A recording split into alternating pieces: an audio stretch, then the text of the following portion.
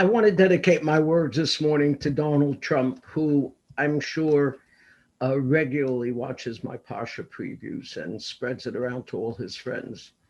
I think I have an important message for him and perhaps for you as well. A lesson that we can learn from Avraham Avinu, our forefather Abraham, and from Kenny Rogers. Torah reading is that of Lech Lecha. We're introduced to our patriarch, to the first Jew, to Avraham Avinu. Who is this man? Well, I'll tell you, if you look at today's Torah reading, you might not really have a real answer. If you look at chapter 13, we're told a story that the shepherds of Abraham and the shepherds of Lot got into a fight over a piece of land, and Abraham says, let's not fight and let's divide the land between us. If you want the right side, I'll take the left side. If you want the left side, I'll take the right side. Either way, let's not fight. So we're left with the feeling that this Abraham is a pacifist, believes in nonviolence, would rather fight than switch. Next chapter, chapter 14, we see a whole different Abraham. There is a war that takes place between 5 chieftains of Canaan against 4 chieftains. And in the war, the invaders strike Sodom and Gomorrah and all their provisions, and they also take Lot, the son of Abraham's brother. And when Abram hears that his kinsman has been taken captive, he musters his army and he goes in pursuit. And he arranges his soldiers in 2 camps and strikes at the enemy at night and defeats them. And he rescues Lot and all the captured women and the rest of the people and all their possessions as well. Now here, Abraham is a fighter, a hawk, a man of war. So who is the real Abraham? And the answer, both. Because as Ecclesiastes, Koheles taught us, there's a time for war and a time for peace. To save Lot's life is worth fighting for. Going to war over a piece of land is just not worth it. Not everything is worth a battle. Donald Trump. Donald wants to run again in 2024.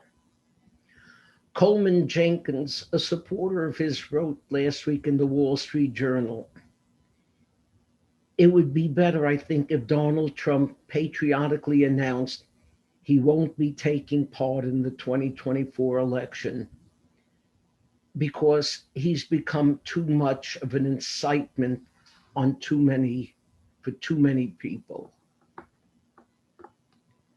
I am no fan of Donald Trump, but I don't agree with Coleman Jenkins. I think any American has the right to run for election. If he wants to start a fight within his party, if he wants to go to battle again with the Democrats,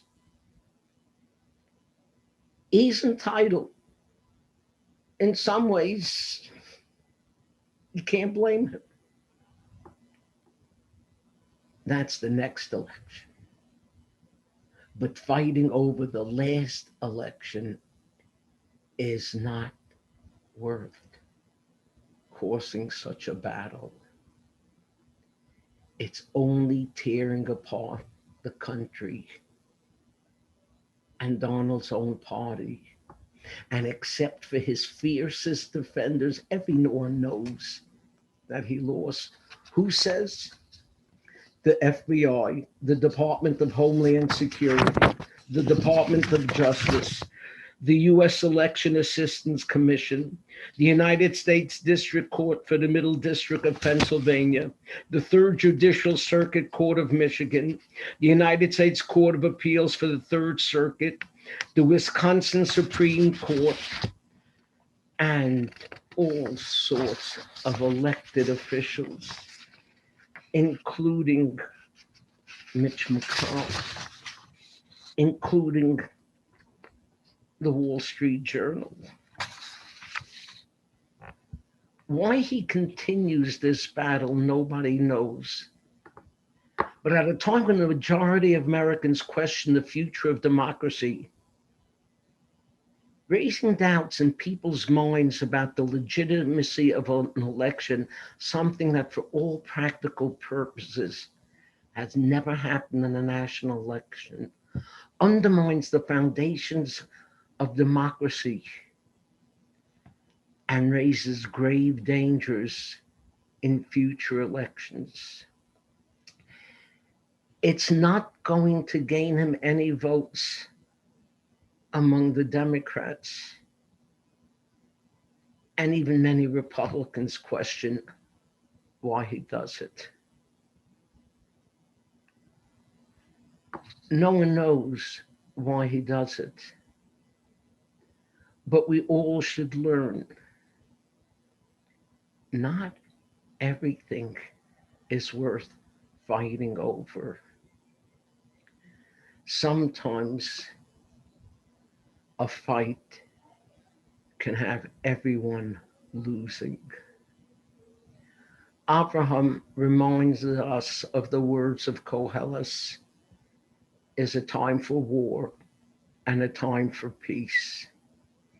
All of us should learn this lesson, a lesson best expressed in contemporary terms by Kenny Rogers, who sings, "You've got to know when to hold 'em, know when to fold 'em, know when to walk away, know when to run. If you got to play the game, boy, you got to learn to play it right." Shabbat Shalom.